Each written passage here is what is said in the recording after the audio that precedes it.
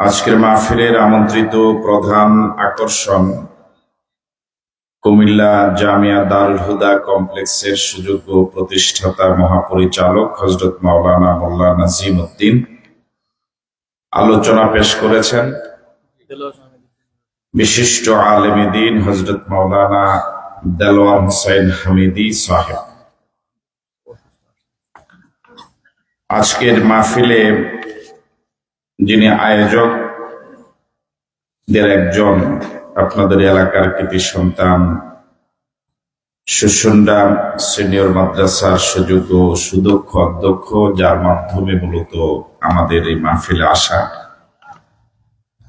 বিশিষ্ট আলেমে দ্বীন হযরত মাওলানা গিয়াসউদ্দিন সাহেব, আমন্ত্রিত হাজারাত উলামায়ে কেরাম, মুরব্বিয়ানে ইযম, আইম্মায়ে মাসাজিদ, প্রিয় যুবক বন্ধুরা, ব্যবসায়ী ভাইরা, পর্দার অন্তরালে শ্রবণরতা শ্রদ্ধেয়া মা এবং বোনেরা, আসসালামু আলাইকুম ওয়া রাহমাতুল্লাহি ওয়া বারাকাতুহু। আপনারা সকলে কেমন আছেন? অনেকেই তো ভালো নেই। আপনারা সকলে কেমন আছেন? আমরা আল্লাহ সুবহানাহু ওয়া তাআলার দরবারে শুকরগুজার হচ্ছি, শুকরিয়া আদায় করছি, যিনি আমাদেরকে সুস্থতার নিয়ামত দিলেন, তাফসীরুল কোরআন মাহফিলের মতো অতীব বরকতপূর্ণ মাহফিলে আসার সুযোগ দিলেন। আমাদের প্রিয় জন্মভূমি বাংলাদেশে বেশ কয়েক বৎসর যাবৎ তাফসীরের আয়োজক কমিটির তাফসীরের আয়োজন করতে গিয়ে যে পরিমাণ কষ্ট করা লেগেছে, তাফসীরের আয়োজন করতে গিয়ে আয়োজক কমিটি এমন নেতাদের কাছে, এমন লোকদের কাছে যেতে বাধ্য হতেন, বারবার যেতে বাধ্য হতেন। আল্লাহর জমিনে আল্লাহর কোরআনের তাফসীর হবে, সেই তাফসীরের জন্যও এমন নেতাদের কাছে যেতে বাধ্য হতেন অনুমতির জন্য, যে নেতাদের সিংহভাগই কোরআন মজিদ তেলাওয়াত করতেই জানে না। দুইজনে বললেন ঠিক, তাও তো মাশাআল্লাহ। এমন নেতাদের কাছে যেতে বাধ্য হতেন যে নেতাদের সিংহভাগ নামাজই পড়ে না। আল্লাহ রাব্বুল আলামিন দয়া করে, মায়া করে, মেহেরবানি করে আমাদের প্রিয় জন্মভূমি বাংলাদেশের আকাশ থেকে সেই ঘোর অন্ধকার অমানুষা বিদূরিত করলেন। লক্ষ লক্ষ মাজলুমের চোখের পানির বিনিময়ে, অসংখ্য শাহাদাতের বিনিময়ে, অসংখ্য আল্লাহর বান্দা বান্দীদের আহত হওয়া, পঙ্গুত্ব বরণ করা, অন্ধত্ব বরণ করার বিনিময়ে যে মালিক আমাদেরকে এই অনুকূল পরিবেশ তৈরি করে দিলেন, এটা মালিকের ছোট দয়া না বড় দয়া? দয়াটা যত বড় আপনার বিবেক বলে, ঠিক ওভাবে আওয়াজ দিয়ে মালিকের শেখানো ভাষায়, মালিকের দেওয়া জবান ব্যবহার করে সকলে মিলে সমস্বরে পড়ি আলহামদুলিল্লাহ রব্বানা লাকাল হামদ হামদান কাসীরান তাইয়্যিবান মুবারাকান ফীহি ইয়া রাব্বি লাকাল হামদু কামা ইয়ানবাগী লিজালালি ওয়াজহিকা ওয়া আযীমি সুলতানিকা। আল্লাহ সুবহানাহু ওয়া তাআলার শুকরিয়া আদায়ের পর আমরা প্রিয় নবী মুহাম্মদ রাসূলুল্লাহ সাল্লাল্লাহু আলাইহি ওয়াসাল্লামের প্রতি দরুদ পড়ি, যিনি আমাদের প্রিয় নবী, সর্বকালের সর্বযুগের সর্বশ্রেষ্ঠ নবী। সেই নবীর প্রতি দরুদ পড়ি, যার প্রতি একবার দরুদ পড়লে আল্লাহ রাব্বুল আলামিন সাথে সাথে 10টি সগীরা গুনাহ মাফ করে দেন, 10টি রহমত বর্ষণ করেন, 10টি মর্যাদা বাড়িয়ে দেন। সে নবীর প্রতি আমরা সকলেই পড়ছি সাল্লাল্লাহু আলাইহি ওয়াসাল্লাম। শুহাদায়ে কেরামদের আত্মার মাগফিরাত কামনা করে আপনাদের সকলকে আন্তরিক ধন্যবাদ এবং মোবারকবাদ জানাচ্ছি। বিশেষ করে আয়োজক কমিটিকে ধন্যবাদ জানাচ্ছি, তারা তাফসিরের আয়োজন করেছেন এবং গতানুগতিক তাফসিরের আয়োজন না করে ধারাবাহিকভাবে কোরআন মজিদ এই তাফসিরের আয়োজনের মাধ্যমে শ্রোতাদেরকে শোনাবার ব্যবস্থা করেছেন, নিয়ত করেছেন। এই জন্য আমি আয়োজকদেরকে আন্তরিক ধন্যবাদ এবং মোবারকবাদ জানাই। একটি চমৎকার উদ্যোগ তারা নিয়েছেন। যারা ধারাবাহিকভাবে এখানে শোনার সুযোগ পাচ্ছেন, কোরআন মজিদ সম্পর্কে মনোযোগী হয়ে যারা শুনছেন, তারা বেশ উপকৃত হয়েছেন এবং সামনে হবেন বলে আমাদের বিশ্বাস। সেই ধারাবাহিকতার আলোকেই আজকে সূরা বাকারার 16 থেকে 20 এই কয়েকটি আয়াত, এই প্রসঙ্গে আল্লাহ পাকের কাছে তৌফিক কামনা করি কথা বলার জন্য ইনশাআল্লাহ।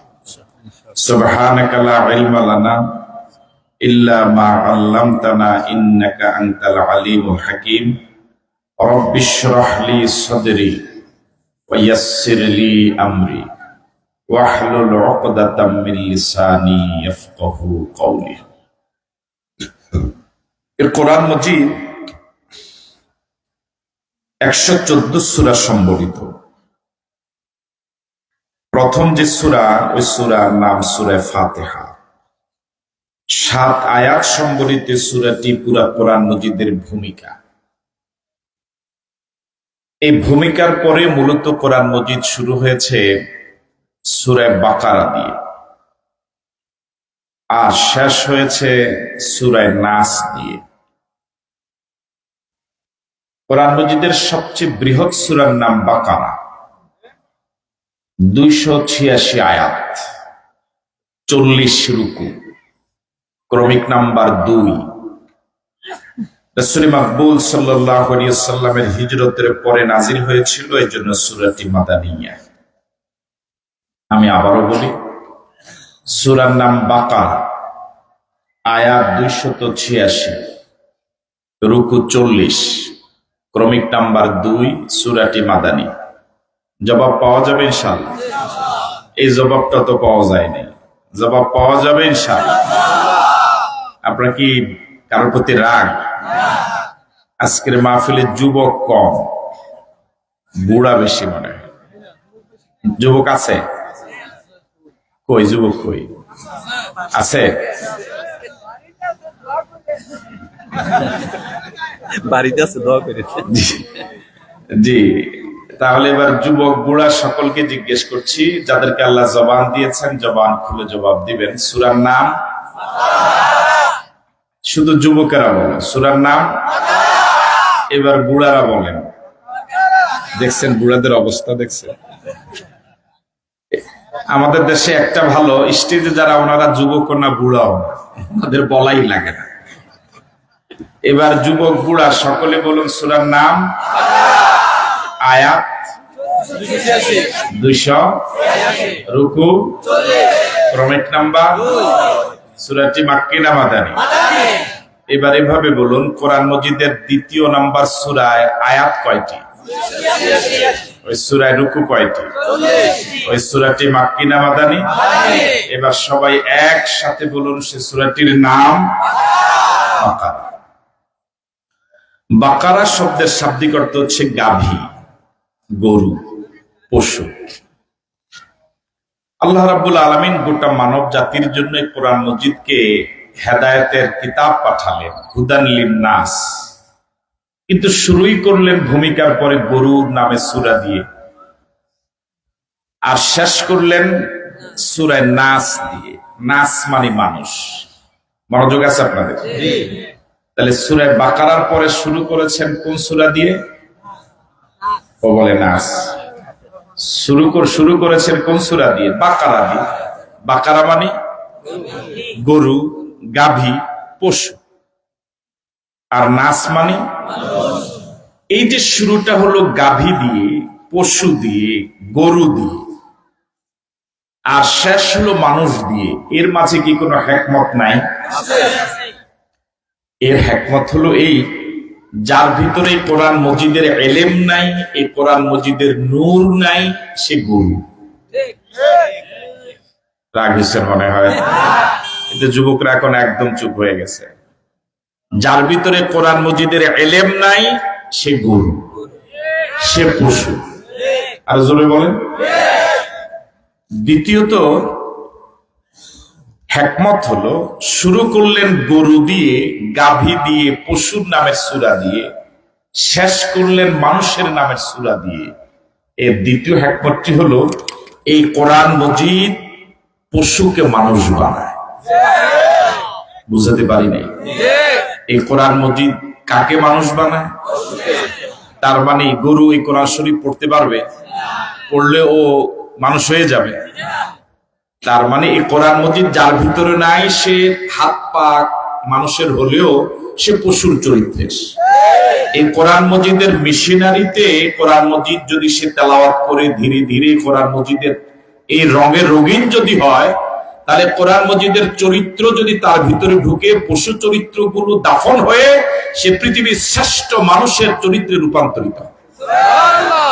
এক কথায় আমরা বলতে পারি এই কোরআন পশুকে মানুষ বানায়। ঠিক আছে কথা?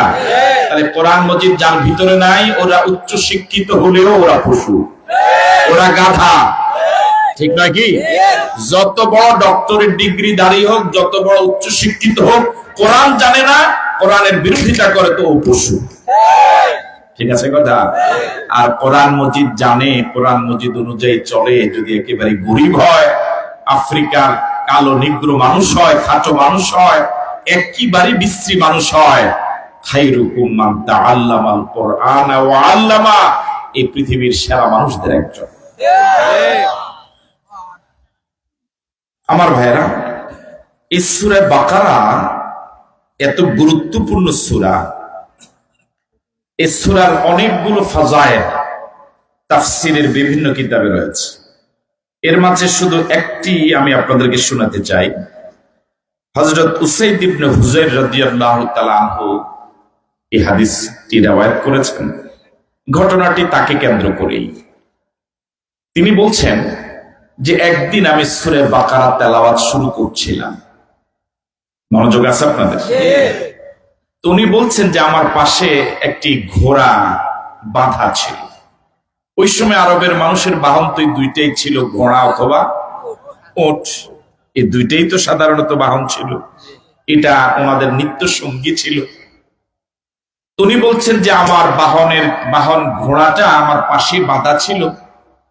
আমি সূরা বাকারা তেলাওয়াত করছিলাম। তেলাওয়াত করার সাথে সাথেই আমার ঘোড়াটি একদম অনিয়ন্ত্রিত অবস্থা লাফালাফি শুরু করেছে। লাফালাফি বুঝেন? হ্যাঁ, মানুষও তো এখন লাফালাফি করে। কারো কারো লাফালাফি কিছুটা বন্ধ হয়েছে মনে হয়। কথা বলে না কেন? লাফালাফি কিছু বন্ধ হয়েছে? আপনাদের এলাকা হয় নাই মনে এখন? আবার নতুন করে কেউ কি লাফ দেওয়া শুরু করছে? শুরু করছে আবার? হ্যাঁ, বেশি করে দেশে থেকে না ভারতে গিয়া? দেশে থেকে ওই। তো উনি কিছুক্ষণ তেলাওয়াত করার পরে সূরা বাকারা তেলাওয়াত তিনি বন্ধ করলেন। বন্ধ করার সাথে সাথে ওই ঘোড়াটার লাফ বন্ধ হয়ে গেল। তিনি আবার তেলাওয়াত শুরু করলেন, ঘোড়াটা আবার লাফ দেওয়া শুরু করল। এভাবে 3 বার হল। কয়বার? 3 বার। শেষ পর্যন্ত উনি কিছুটা ভয় পেয়ে গেলেন। ঘটনাটা কি, তেলাওয়াত করলেই ঘোড়াটা লাফায়, তেলাওয়াত বন্ধ করলে ঘোড়াটা থেমে যায়। এটার সঠিক জবাব যার কাছে পাওয়া যাবে, মুহাম্মদুর রাসূলুল্লাহ সাল্লাল্লাহু আলাইহি ওয়াসাল্লাম। তিনি প্রিয় নবীর সান্নিধ্যে গেলেন, ঘটনাটি রাসূলকে খুলে বললেন। রাসূল করিম সাল্লাল্লাহু আলাইহি ওয়াসাল্লাম বলছেন, সূরা বাকারা যদি কেউ তেলাওয়াত করে, তখন আকাশ থেকে জমিন পর্যন্ত অসংখ্য রহমতের ফেরেশতা একসাথে নাজিল হতে থাকে। এই জন্যই ঘোড়াটা কি দিয়েছিল? লাফ দিচ্ছে। এ হলো সূরা বাকারা। যুদ্ধের ময়দানে সাহাবায়ে কেরামকে উৎসাহিত করার জন্য যে সকল পরিভাষা ব্যবহার হতো তৎকালীন আরবে মুসলমানদের যুদ্ধের ইতিহাসে, এর মাঝে একটি চমৎকার পরিভাষা হলো ইয়া সাহেবা সূরাতুল বাকারা ও সূরা বাকারা ওয়ালারা। সুবহানাল্লাহ। এভাবে যখন যুদ্ধের ময়দানে, এখনো সারা পৃথিবীতে বিভিন্ন দেশের সেনাবাহিনী যুদ্ধ চলাকালীন সময় বিভিন্ন ভাবে তাদেরকে উৎসাহিত করা হয়, যুদ্ধের ময়দানে তাদেরকে আনন্দ বিনোদন দিয়ে তাদেরকে চাঙ্গা রাখা হয়। তৎকালীন যুদ্ধের ময়দানে বিভিন্ন এরকম পরিভাষা দিয়ে যোদ্ধাদেরকে, মুজাহিদদেরকে চাঙ্গা রাখা হতো। এর মাঝে একটি চমৎকার পরিভাষা হলো ইয়া সাহেবা সূরাতুল বাকারা, ও সূরা বাকারাওয়ালা। এভাবে ঢাক দিলে পরে সাহাবায়ে কেরাম আরো বেশি উজ্জীবিত হয়ে যেতেন। সুবহানাল্লাহ। তাহলে সে সূরা বাকারা, আমাকে যেহেতু 16 থেকে 20 এই কয়েকটি আয়াত প্রসঙ্গে কথা বলতে বলা হয়েছে, তার মানে এর আগ পর্যন্ত নিশ্চয়ই আপনাদের কাছে কথা বলা হয়েছে। আল্লাহ পাক আমাদেরকে কোরআন মজিদ থেকে উপকার লাভ করার তৌফিক দান করুন। কোরআন মজিদ থেকে আমরা তো কথা বলতে পারবো না, সেই ইলম আমাদের নাই। আল্লাহ যদি কিছু বলতে দেন তাহলে বলতে পারবো। আল্লাহর কাছে তৌফিক কামনা করি। আল্লাহ রাব্বুল আলামিন বলেন, উলাইকাল্লাযীনা ইশতারাউদ দালালাতা বিল হুদা ফামা রাবিহাত তিজারাতুহুম ওয়া মা কানু মুহতাদিন। শুরুতে বলেছিলাম সূরা ফাতিহাটা পুরা কোরআন মজিদের ভূমিকা, মনে আছে আপনাদের? এরপরে শুরু হয়েছে কোন সূরা দিয়ে? সূরা বাকারাটা রাব্বুল আলামিন আবার শুরু করেছেন 3 শ্রেণীর মানুষের পরিচয়ের হেডলাইন দিয়ে। গোটা পৃথিবীর মানুষ 3 ভাগে বিভক্ত। কয় ভাগে বিভক্ত? 3 ভাগে। খুব আস্তে বলেন, কেউ যেন না শুনে। তাও বলে না, দেখেন। গোটা পৃথিবীর সব মানুষ, যারা গত হয়ে গেলেন, যারা এখন আছেন, যারা কিয়ামত পর্যন্ত আসবে, মানুষ বলতে যা বোঝায় গোটা পৃথিবীর সব মানুষ মৌলিকভাবে কয় ভাগে বিভক্ত? 3 ভাগে। বলুন, ঈমানদার, কাফের, মুনাফিক। তাও বলে নাই। বলুন, মুমিন, কাফের, মুনাফিক। এছাড়া গোটা পৃথিবীর মানুষ মৌলিকভাবে আর কোনো ভাগে বিভাজন নেই, এই 3 ভাগ ছাড়া। এবার প্রশ্ন করি আপনাদেরকে, গোটা পৃথিবীর মানুষ কয় ভাগে বিভক্ত? 3 ভাগে। 1, 2, আমি 2 বলছিলাম, 2 না বলতে যে শুরু করছেন। কয় ভাগে বিভক্ত? 1, বলুন, 2, 3। এর ভিতরে আমরা কোন দলে হতে চাই? কোন দলে হতে চাই? আমরা কি হতে চাই? কাফের হতে, মুনাফিক হতে? গোটা পৃথিবীর সব মানুষ 3 ভাগে বিভক্ত। আল্লাহ রাব্বুল আলামিন এই সূরার শুরুতে এই 3 শ্রেণীর মানুষের সংক্ষিপ্ত পরিচয় দিলেন। পত্রিকায় যেভাবে প্রথমে একটা হেডলাইন দেওয়া হয়, এরপরে হেডলাইনের ভিতরে বিস্তারিত সংবাদ সবিস্তারে লেখা হয়, পুরা কোরআন শরীফে মূলত এই 3 শ্রেণীর মানুষকে কেন্দ্র করেই গোটা কোরআন শরীফ সাজানো। বুঝতে পারছি?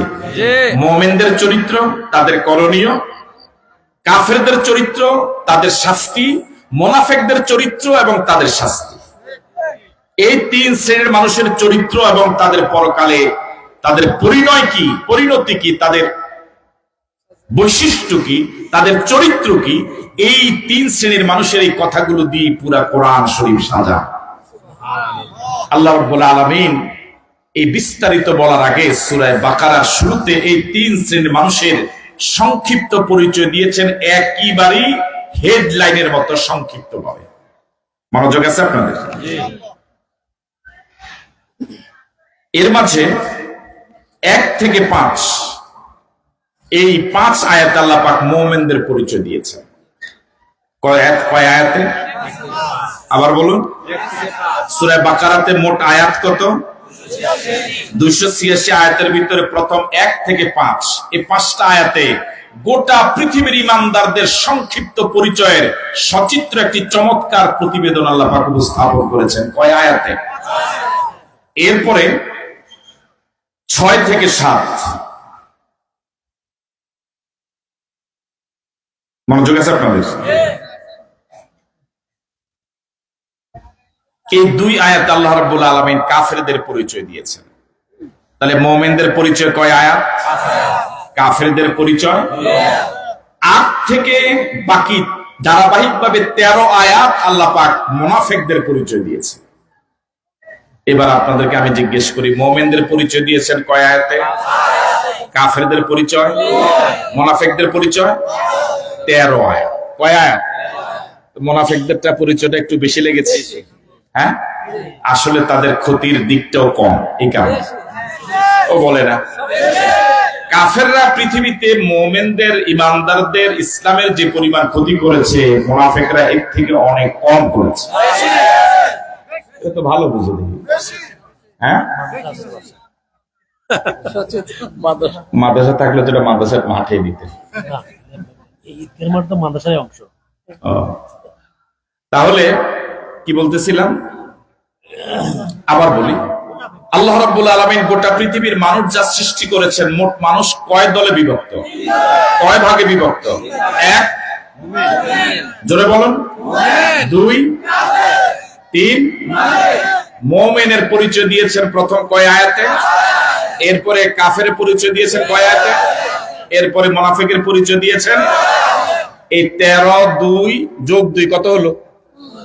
15 যোগ 5, এই 20 আয়াত হলো 3 শ্রেণীর গোটা পৃথিবীর সব মানুষের সংক্ষিপ্ত পরিচয়। বাকি পুরা কোরআন শরীফ হলো তাদের বিস্তারিত ব্যাখ্যা। আমি কি কথা বুঝতে পারলাম? এবার দেখুন, আল্লাহ রাব্বুল আলামিন কাফেরদের নামে আলাদা একটা সূরা নাজিল করেছেন, মুনাফিকদের নামেও আলাদা একটা সূরা নাজিল করেছেন। কাফেরদের নামে যে সূরাটা নাজিল করেছেন সূরাতুল কাফিরুন, ওই সূরার আয়াত সংখ্যা মাত্র 6। আর সূরাতুল মুনাফিকুন, এই সূরার আয়াত সংখ্যা হলো 11। কত আয়াত?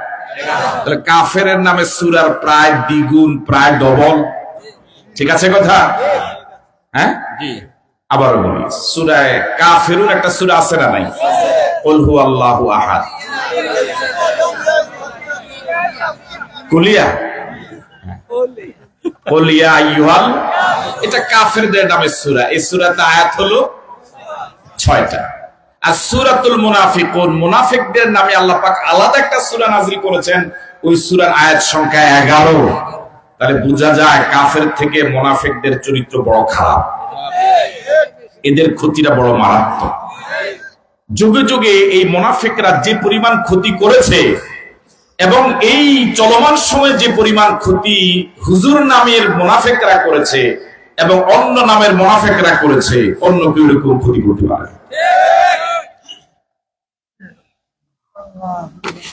একটি প্রাণী যার একটি পরিচিত নাম হলো নাফিকাতুল ইয়ারব।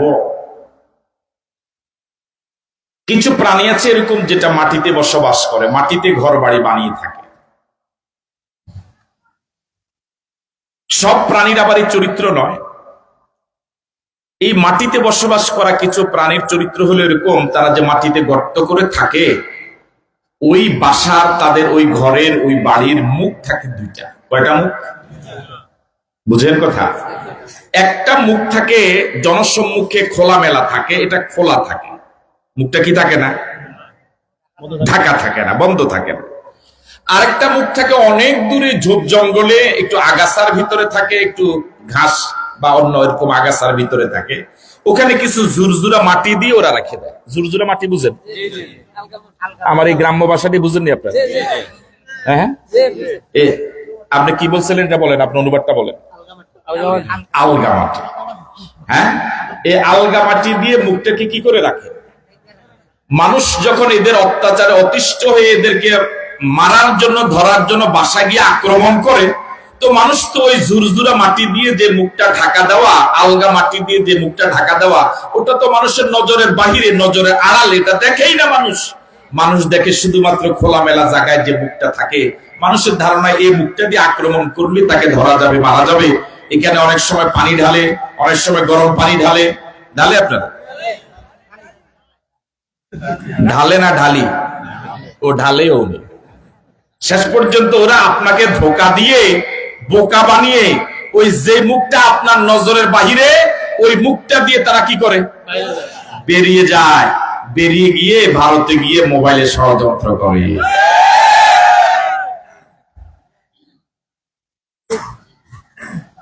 এখানে চিৎকার দিল কি লেগে? হ্যাঁ, এতক্ষণ কথা কইও চিৎকার দেয়তাম পারি না, এটাতে কইলাম না কিছু, তাও চিৎকার দিল। ঘটনা হ্যাঁ, জ্বালা বেশ। আমার ভাইয়া, তো ওই প্রাণীটার চরিত্র যেমন, সৃষ্টির সেরা জীব আশরাফুল মাখলুকাত মানুষ, মানুষের ভিতরে এই চরিত্রের কিছু লোক আছে, আছে না নাই? এরা আপনার কাছে খুব সাধু সাজে, কিন্তু ভিতরে ভিতরে আপনার এত শত্রু, এই মানের শত্রু আপনার আর কারো নাই, ঠিক নাকি? এটা প্রত্যেকটা সমাজে রয়েছে, প্রত্যেকটা দলে রয়েছে, প্রতিটি বাড়িতে রয়েছে, প্রতিটি প্রতিষ্ঠানে রয়েছে, প্রতিটি জনপদে রয়েছে। এক কথা, মানুষ যত জায়গায় আছে অত জায়গায় মুনাফিক আছে, অত জায়গায়। আবার এই মুনাফিকদেরকে চিনা বড় কঠিন, কাফেরদেরকে চিনা বড় সহজ, কিন্তু মুনাফিকদেরকে চিনা বড়ই কঠিন। তার কারণ হলো ওরা মুমিনদের বাহ্যিক চরিত্র ধারণ করে, বাহ্যিক রূপ ধারণ করে মুনাফিকরা মুমিনদের, বরং মুমিনদের থেকে আরো ভালো ইমানদারের রূপ ধারণ করার কারণে মুমিনরা ধোঁকায় পড়ে যায়, মুমিনরা বিভ্রান্ত হয়ে যায়, মুমিনরা অবাক হয়ে যায়, বিভ্রান্ত হয়ে যায়। আসলে কি ইমানদার ও মুনাফিক চিনা বড় কঠিন হয়ে যায়। মুমিন যেভাবে মুখে দাড়ি রাখে মুনাফিকও, মুমিনরা যেভাবে মাথায় পাগড়ি দেয় মুনাফিকরাও, মুমিনরা যেভাবে জুব্বা পরে জামা পরে মুনাফিকরাও, মুমিনরা যেভাবে নামাজ পড়ে মুনাফিকরাও নামাজ পড়ে। বরং রাসূলের যুগে যে মুনাফিকদের সর্দার ছিল আব্দুল্লাহ ইবনে উবাই ইবনে সালুল, সে তো পাকা নামাজি ছিল, মানে একেবারেই রাসূলের পিছনে দাঁড়াতো। অন্য সাহাবায়ে কেরাম তার কারণে এই জায়গায় দাঁড়াবার সুযোগই পেত না। আমি কি কথা বুঝতে পারলাম? এখনো সমাজে এভাবে বাহ্যিক লেবাস ধারণ করে ইসলামী আন্দোলনের সবচেয়ে ক্ষতি তারা করে এই মুনাফিকরা। এখন এই মুনাফিকরা বিগত এই পতিত সরকার, পতিত এই স্বৈরাচারকে দীর্ঘদিন পর্যন্ত স্বৈরাচারী মনোভাবে টিকে রাখার জন্য এই মুনাফিকরা সবচেয়ে দায়ী। আল্লাহ তুমি আমাদেরকে নেফাকি থেকে হেফাজত করো, আল্লাহ তুমি আমাদেরকে কুফরি থেকে হেফাজত করো, আল্লাহ তুমি আমাদেরকে খাঁটি ইমানদার হিসেবে কবুল আর মঞ্জুর করো। আল্লাহ রাব্বুল আলামিন এই মুনাফিকদের চরিত্র এখানে তুলে ধরেছেন এইভাবে, উলাইকাল্লাযীনা ইশতারাবুদ দালালাতা বিল হুদা। এই মুনাফিকদের একটা চরিত্র হলো এই, উলাইকা এরাই তো ওরা, আল্লাযীনা ইশতারাবুদ দালালাতা বিল হুদা, ওরা গোমরাহিকে ক্রয় করেছে হেদায়েতের বিনিময়ে। কাকে ক্রয় করেছে? আওয়াজ দেন। পথভ্রষ্টতাকে ওরা ক্রয় করেছে, কিনে নিয়েছে, নিজের সম্পদ মনে করেছে। মানুষ নিজের প্রয়োজন যেটা সেটাই তো কিনে, যেটা প্রয়োজন নয় সেটা মানুষ কি করে না, কিনে না। আল্লাহ পাক বলছেন উলাইকা, এই মুনাফিকদের চরিত্র হলো এরাই ওরা, আল্লাযীনা ইশতারাবুদ দালালাতা, যারা গোমরাহিকে ক্রয় করেছে, পথভ্রষ্টতাকে ক্রয় করেছে, দালালাতকে ক্রয় করেছে, বিল হুদা, হেদায়েতের বিনিময়ে, হক এর বিনিময়ে। তাহলে এর হকটাকে বিক্রি করে, গোমরাহিকে কিনে। কিছু মানুষ আছে দুধ বিক্রি করে মদ খায়, এরকম আছে? কি রে ভাই, আপনারা কি বুঝেন কথা? আমার দুধ বিক্রি করে মদ খাওয়ার মতো লোক আছে না নাই? দেশ বিক্রি করে ক্ষমতা থাকার মতো লোক আছে না নাই? দেশ বড় নয়, বরং আমার কাছে কি বড়? দুধ আমার কাছে এত দামি নয়, বরং মদ আমার কাছে যত দামি।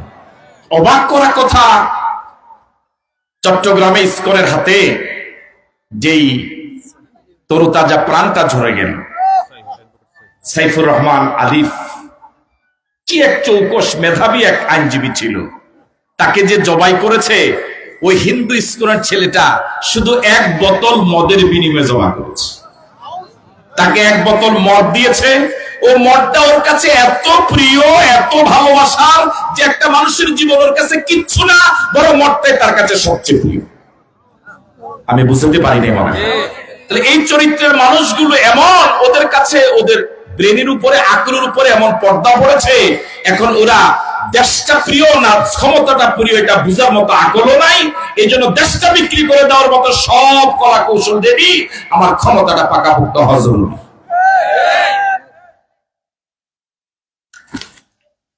উলাইকাল্লাযীনা ইশতারাবুদ দালালাতা বিল হুদা, ওরা গোমরাহিকে ক্রয় করেছে হেদায়েতের বিনিময়ে। এটা হলো মুনাফিকদের একটা চরিত্র এবং পরিচয়। ফামা রাবিহাত তিজারাতুহুম ওয়া মা কানু মুহতাদিন।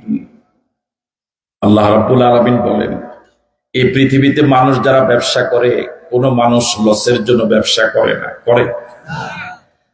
ও যদি ব্যবসা করার আগে জানে নিশ্চিত যে ব্যবসাটা আমার লস হবে, কোন মানুষ ঘর থেকে বের হবে না ব্যবসা করার জন্য। আপনি কি আমার কথা বুঝতেছেন? কিন্তু এই মুনাফিকরা এতই বদ, এরা যে গোমরাহিটাকে কিনলো হেদায়েতের বিনিময়ে, মদটাকে কিনলো দুধের বিনিময়ে, ক্ষমতাটাকে কিনলো দেশের বিনিময়ে। আল্লাহ পাক বলছেন আসলে তাদের এই ব্যবসায় কোনো লাভ তারা করতে পারেনি। এই ব্যবসাটা লাভজনক হয়নি, শেষ পর্যন্ত তো পালানো লাগছে। যদি লাভজনক হইতো অন্তত দেশে থাকার কি হইতো? ভাই কথাটি হয়নি না, হয়নি? হ্যাঁ, হইতেছে। তাহলে ব্যবসাটা কি আধা লাভ হয়েছে না পুরা লাভ? কথা বলে না কেন? আধা লাভ, হ্যাঁ আধা লস, পুরা লস, ঠিক নয় কি? আমার দেশের যে রিক্সাওয়ালা, ঠেলাওয়ালা, কুলি, মজুর, শ্রমিক, শ্রমজীবী মানুষ, খেটে খাওয়া মানুষ, 3 বেলা পেট পুরে খেতে পারে না, রিক্সা ড্রাইভার, তার সন্তানও কিন্তু বাবার পরিচয় দেয়, গর্ববোধ করে আমার বাবা রিক্সাওয়ালা, ঠিক নয় কি? রিক্সা ড্রাইভারের বউ গর্ব করে পরিচয় দেয়, আমার স্বামী রিক্সা চালায়। কিছুদিন আগে এক রিক্সাওয়ালার মেয়ে মেডিকেলে চান্স পেয়েছে, দেশের প্রখ্যাত মিডিয়াগুলো তার সাক্ষাৎকার দিয়েছে। তার সাক্ষাৎকারটা এত ভাইরাল হয়েছে, গোটা পৃথিবীতে কয়েক কোটি মানুষ দেখেছে। শুধু দেখে নাই, পাশে বাবাকে বসিয়ে যেই সে সাক্ষাৎকারটা দিল, মানুষ মনোযোগ দিয়ে তন্ময় হয়ে শুনেছে, চোখের পানি ফেলেছে। গর্ব করে সে বলেছে, মেয়েটা আমার বাবা রিক্সা চালায়, আমার বাবা রিক্সা নাই। কারণ মেয়েটা জানে আমার বাবা মাথার গাম পায়ে ফেলে যে কষ্টার্জিত টাকা অর্জন করে, এর ভিতরে হারাম নাই। ব্যবসাটা কি পরিমাণ লস হলো যে একজন রিক্সাওয়ালার ছেলে মেয়ে গর্ব করে পরিচয় দেয়, আমার বাবা রিক্সাওয়ালা। কিন্তু হাজার হাজার কোটি টাকা যারা দেশে লুটপাট করলো, দেশটাকে বিক্রি করার পর্যায়ে নিয়ে গেল, দেশটাকে তলাবিহীন ঝুড়ি বানালো, দেশটাকে যারা ফকলা করে বিদেশে পালালো, ওদের সন্তানেরা আমার মনে হয় কোনোদিন পরিচয় দিবে না যে আমার বাবা, এই আমার মা। তাহলে ব্যবসা কি পরিমাণ লস? হ্যাঁ, আওয়াজ তো পুরা সবাই দেন নাই। আল্লাহ রাব্বুল আলামিন বলেন, ফামা রাবিহাত তিজারাতুহুম, ওদের ব্যবসাটা লাভজনক হয়নি, ওদের ব্যবসাটা লাভজনক হয়নি। ওরা গোমরাহিকে ক্রয় করেছে হেদায়েতের বিনিময়ে। ওয়ামা কানু মুহতাদিন, এরা হেদায়েতের পথ পায় নাই। নাউজুবিল্লাহ। কি চমৎকার বাচন ভঙ্গি আল্লাহ পাকের, কি উপস্থাপনা। এবার আল্লাহ রাব্বুল আলামিন মুনাফিকদের একটা উদাহরণ দিচ্ছেন। উদাহরণ দিলে বিষয়টা বুঝে আসে ভালো। আল্লাহ রাব্বুল আলামিন বলেন, মাসালুহুম কামাসালিল্লাযী ইসতাওকাদা নারা ফালাম্মা আদাআত মা হাওলাহু যাহাবাল্লাহু বিনূরিহিম ওয়া তারাকাহুম ফি যুলুমাতিল লা ইউবসিরুন। আপনারা আছেন? মাসালুহুম, এই মুনাফিকদের উদাহরণ, কামাসালিল্লাযী, ওই ব্যক্তির মতো, আল্লাযী ইসতাওকাদা নারা, যে আগুন জ্বালালো। কি জ্বালালো? কথা বলেন একটু আমার সাথে। ফালাম্মা আদাআত, যখন আলোকিত হয়ে গেল, মা হাওলাহু, যে আগুন জ্বালালো, বাতি জ্বালালো, ওই বাতির চারপাশ চতুর্দিক যখন আলোকিত হয়ে গেল, অন্ধকার যখন বিদূরিত হয়ে গেল, যাহাবাল্লাহু বিনূরিহিম, এই আলোতে এই মুনাফিকরাও দেখার কথা, কিন্তু আল্লাহ রাব্বুল আলামিন তাদের নূর, তাদের আলোকটাকে নিয়ে গেলেন। নাউজুবিল্লাহ। যাহাবাল্লাহু বিনূরিহিম, আল্লাহ রাব্বুল আলামিন তাদের আলোকে নিভিয়ে দিলেন, আলোকে নিয়ে গেলেন, নিষ্প্রভ করে দিলেন। ওয়া তারাকাহুম ফি যুলুমাতিন লা ইউবসিরুন, আল্লাহ পাক প্রজ্বলিত আগুনকে নিয়ে ওদেরকে চরম গভীর অন্ধকারে ফেলে দিলেন, এখন তারা কিছুই দেখে না।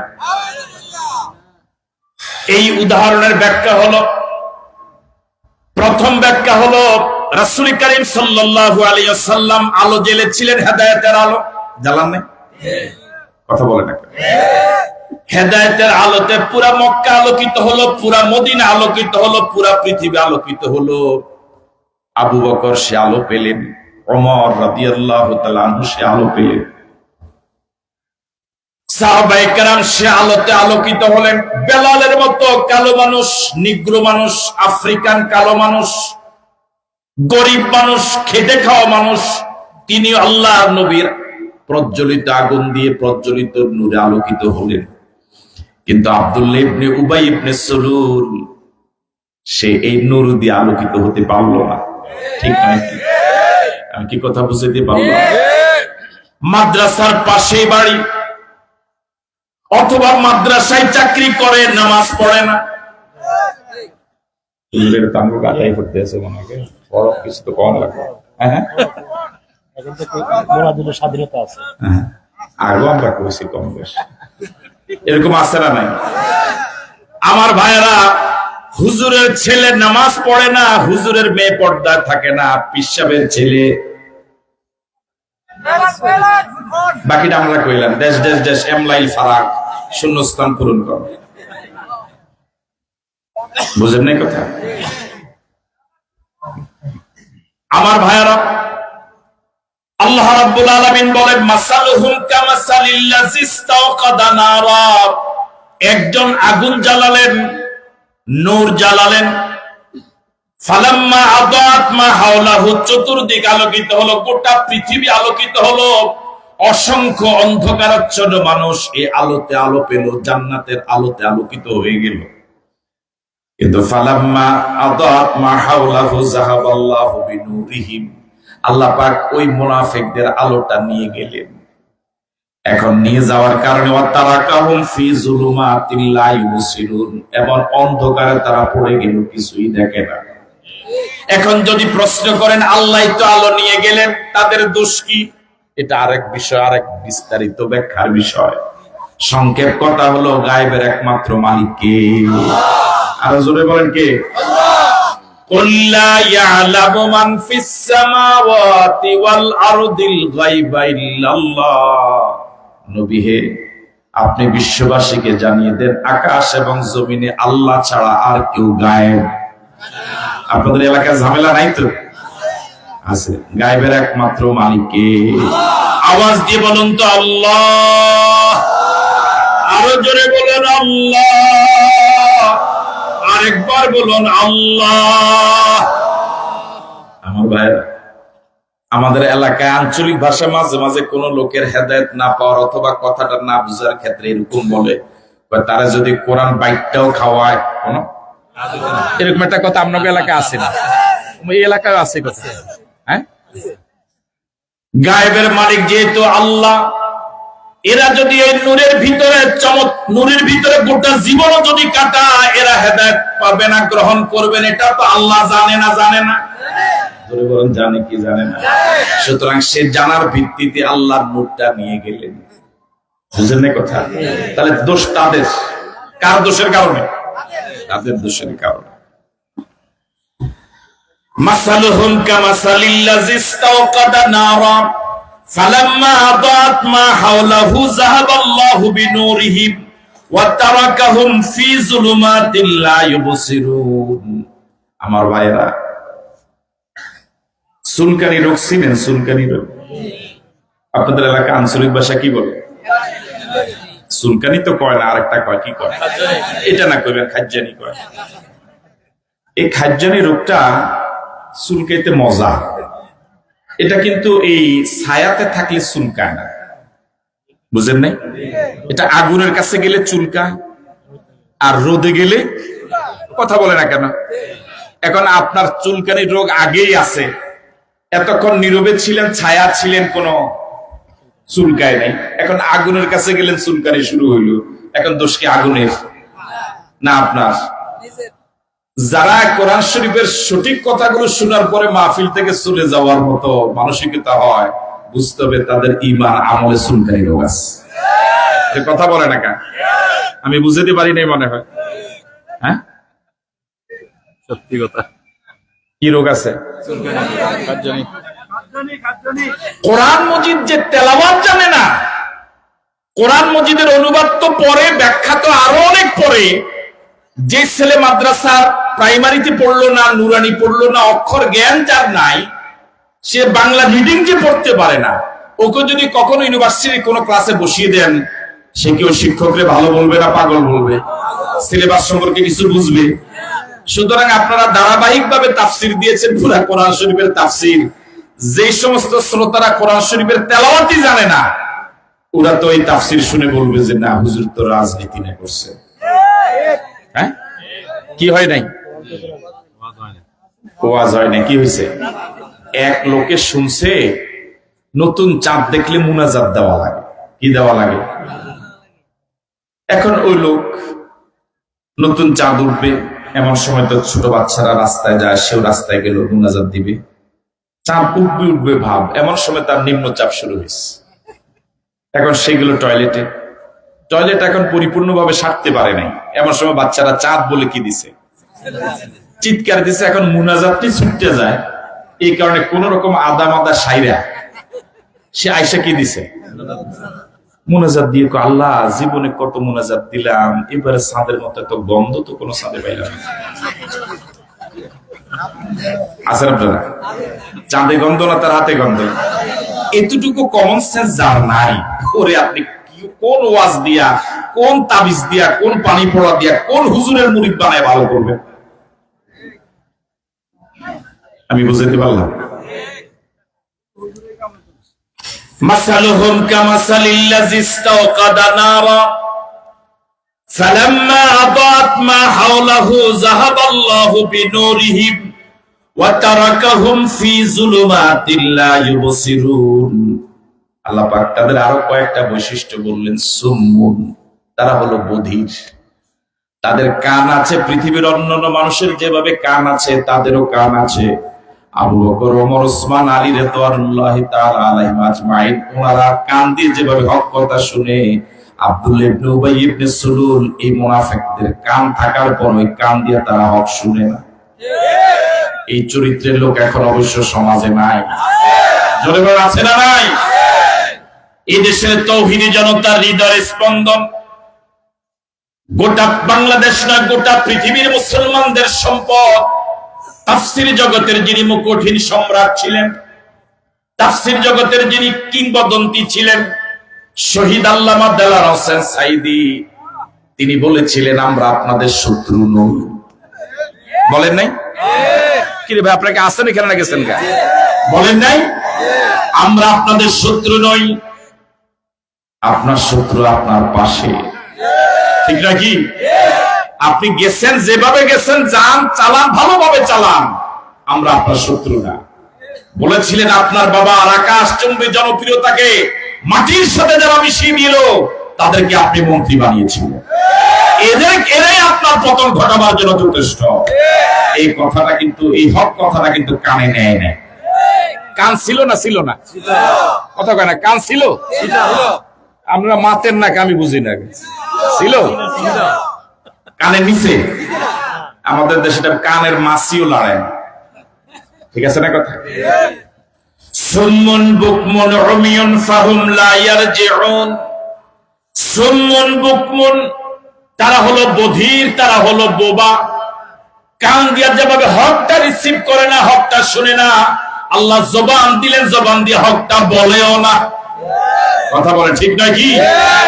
হকটা বলেও না। তাদের দ্বিতীয় চরিত্র হলো তারা বোবা। ৩ নম্বর চরিত্র হলো উমিয়ুন, তারা হলো আন্ধা। কি? চোখ আছে, চোখ দিয়া বেগানা মহিলা দেখে, কিন্তু চোখ দিয়া কোরআন দেখে না, আল্লাহর সৃষ্টি জগৎ দেখে না, হকটা দেখে না। ঠিক নাকি? চোখ দিয়া সব দেখে, ভারতের মোদির ক্ষমতা দেখে, কিন্তু মাসলুমের আয়না ঘরের চিৎকার তারা দেখে না। ঠিক নাকি? সুম্মুন বুকমুন উমিয়ুন, তারা বোবা, তারা বধির, তারা অন্ধ। এই মুনাফিকদেরকে কি চমৎকার ভাবে আল্লাহ উপস্থাপন করলেন। এদের চোখও আছে, কানও আছে, এদের মুখও আছে, কিন্তু কান দিয়া হকটা শুনে না যেভাবে আল্লাহ ওয়ালারা শুনে, চোখ দিয়া হকটা দেখে না যেভাবে নবীর অন্য সাহাবীরা দেখে, মুখ দিয়া হকটা বলে না যেভাবে নবীর সাহাবীরা বলে। এই পর্যায়ে আল্লাহ রাব্বুল আলামিন বলেন ফাহুম লা ইয়ারজিউন, যাদের এই তিন চরিত্র এবং যাদেরকে আল্লাহ আলো প্রজ্বলিত হওয়ার পরে অসংখ্য মানুষ সে আলোতে আলোকিত হওয়ার পরেও যারা এই আলোতে উপকৃত হতে পারল না, যাদের থেকে আল্লাহ আলোটা নিয়ে গেলেন, ফাহুম লা ইয়ারজিউন, তারা আর হক পথে ফিরে আসবে না। কার কথা? আরো জোরে বলেন। না হলে এত ভূমিধস অবতরের পরে অন্তত যদি কমন সেন্সের কলম বাদ দিয়া সেন্স থাকতো, অন্তত মোবাইলে এইভাবে দেশের বিরুদ্ধে ষড়যন্ত্র করতো না, ঠিক নয় কি? এই ভূমিধস পরাজয়ের পরে অন্তত পক্ষে হেদায়েতের পথে আসতো, তাওবা করে ভালো হয়ে মানুষের কাছে ক্ষমা চাইতো। বুঝা যায় হেদায়েতের পথে আসার আর সুযোগ নাই। সুযোগ আছে কিন্তু আসবে না, সুযোগ আছে কিন্তু আসবে না। দেশে চট করে আসবে, দেশে চট করে না এসে যদি হেদায়েতের পথে প্রকাশ্যে যদি আসতো, এটা কপাল খুলে যাওয়ার কারণ। সভাপতি সাহেব কি করবে? সভাপতি সাহেব একমত, আপনারা একমত? ফাহুম লা ইয়ারজিউন, তারা আর ফিরে আসবে না, হেদায়েতের পথে তারা আর ফিরে আসবে না। না হলে একটা দেশকে এভাবে তছনছ করার পরে কিভাবে এরকম অন্ধের মতো থাকে? একটা দেশে এত মাজলুম তৈরি করার পরে কিভাবে এভাবে বধিরের মতো থাকে? একটা দেশে এভাবে জুলুম করার পরে কিভাবে বোকার মতো বোবার মতো এভাবে থাকে? বুঝেন না কথা? যে দেশের প্রধানমন্ত্রী পালাবার পরে জাতীয় মসজিদ বাইতুল মুকাররমের খতিব পালায়, পৃথিবী থেকে দ্বিতীয় উদাহরণ পাওয়া যাবে? পাওয়া যাবে? এমপি, মন্ত্রী, পাতি নেতা, সাথী নেতা, ছোট্ট নেতা, মাজ্জা নেতা, সাজ্জা নেতা, এমনকি এলাকার ইউনিয়নের একার মসজিদ কমিটি পর্যন্ত একসাথে একযোগে সমস্বরে কুল্লুহুম।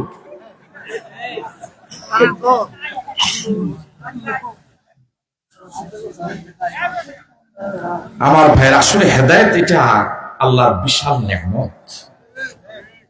যদি হেদায়েত নসিবে থাকতো তাহলে অন্তত এই ফোন আলাপগুলো যারা শুনছেন, যারা এখান থেকে রিপ্লাই করছে, তারা অন্তত পরামর্শ দিত যে ম্যাডাম বা আফা, আফাই তো বেশি কয়, হ্যাঁ আফাই তো বেশি কয়, আফা বা এত গণ কয় কি কয় বুঝেই যায়। তো অন্তত বলতো যে আমরা আসলে কিছুটা ভুল আমাদের হয়েছে, কিছু অন্যায় আমরা করছি, অন্তত দুই একটা পরামর্শ এরকম দিত। কিন্তু একজন বরং আরো কি দিতেছে, হাওয়া দিতেছে। আল্লাহ রাব্বুল আলামিন এবার বলেন আও কাসাইয়িবিম মিনাস সামাই ফীহি যুলুমাতুন ওয়া রা'দুন ওয়া বারক ইয়াজআলুনা আসাবি'আহুম ফী আযানিহিম মিনাস সাওয়া'iকি হাযারাল মাউত। আমার ভাইরা, প্রথমে আল্লাহ পাক এতক্ষণ পর্যন্ত যে আয়াতগুলো বললাম সেখানে খাঁটি মুনাফিক যারা, তাদের কথা বলেছেন। এবার আয়াতের শেষ অংশে যারা ইমানের দিক থেকে দুর্বল, মাঝে মাঝে এদিক মাঝে মাঝে ওদিক, ওদের কথা বলছেন। আও কাসাইয়িবিম মিনাস সামা, তাদের দ্বিতীয় উদাহরণ হলো আকাশ থেকে প্রবল বৃষ্টির মতো, প্রচন্ড বৈরী আবহাওয়ার মতো, মুষলধারে প্রচন্ড বৃষ্টির মতো, ফীহি যুলুমাতুন, যে প্রচন্ড মুষলধারে বৃষ্টির ভিতরে রয়েছে গভীর অন্ধকার আর অন্ধকার, ওয়া রা'দুন ওয়া বারক, রয়েছে প্রচন্ড বজ্র, রয়েছে প্রচন্ড বিজলি। বিজলি বুঝেন? বিজলি বলে ঠেডা বলে কি কয়, কি কয় এটা এই আইসিপি থেকে। আপনি যেটা কইছেন এটার আরবি হইছে রা'দ, আপনি যেটা কইছেন এটাও আছে, এটার আরবি হইছে রা'দুন। মানে আপনি যেটা কইছেন একটু জোরে কোন, জোরে কোন না। আর বারকুন মানে বিজলি, বজ্র। এটা কি কয়? সভাপতি সাহেব কইছে বানসিল। কি বুঝছেন তো আপনারা? আও কাসাইয়িবিম মিনাস সামাই ফীহি যুলুমাতুন ওয়া রা'দুন ওয়া বারক, প্রচন্ড বৈরী আবহাওয়া, তর্জন এবং গর্জন, প্রচন্ড বিজলি, প্রচন্ড কি বলে এটাকে, বজ্র, প্রচন্ড অন্ধকার, ঘোর অন্ধকার। ইয়াজআলুনা আসাবি'আহুম ফী আযানিহিম মিনাস সাওয়া'iকি হাযারাল মাউত। এই প্রচন্ড বৈরী আবহাওয়ায় দুর্বল ইমানদার যারা, দুর্বল অবস্থায় যারা আছে, মুনাফিকি চরিত্র যারা আছে, তারা কানের ভিতরে আঙ্গুল দেয় মৃত্যু থেকে বাঁচার জন্য। মৃত্যু থেকে বাঁচার জন্য কানে আঙ্গুল দিলেও কি বজ্র আর ঠাডা কি বন্ধ হবে? বিজলি কি বন্ধ হবে? বৃষ্টি কি বন্ধ হবে?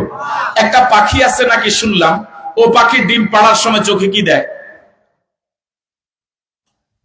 পর্দা। চোখে চোখ বন্ধ করে এরপর কি পারে? এটা মনে হয় আপনারা জানেন না, সম্ভবত কাক। হ্যাঁ, ও চোখ বন্ধ করে কি পারে? ডিম পারে। ও মনে করে আমি যেহেতু দেখি না আমার ডিম, পৃথিবীর আর কেউ, কথা বুঝেন না মনে হয়, ও মনে করছে আমি যেহেতু দেখি না আর কেউ। ঠিক ওই নামের একজন সেকেন্ড ইন কমান্ড আমাদের বাংলাদেশে, হ্যাঁ, উনি যে এত আকাম করছে, উনি মনে করছে উনি ছাড়া, উনি যেহেতু দেখে না বাংলাদেশের আর কেউ দেখে না, কিন্তু বাংলাদেশের সব মানুষ দেখছে ওনার আকাম। ওই কথা কেন ঠিক কিনা? আসেন আপনারা গেছেন গা। ইয়াজালুনা সাবিআহুম ফি আযানিহিম মিনাস সাওয়াইক হাযারাল মাউত, প্রচন্ড বজ্র থেকে মৃত্যুর ভয়ে নিজেকে বাঁচাবার জন্য কানে আঙ্গুল দেয়। ও মনে করে বজ্র যেহেতু আমি শুনি না, বজ্র হয় নাই। আসলে কি বজ্র বন্ধ হয়েছে?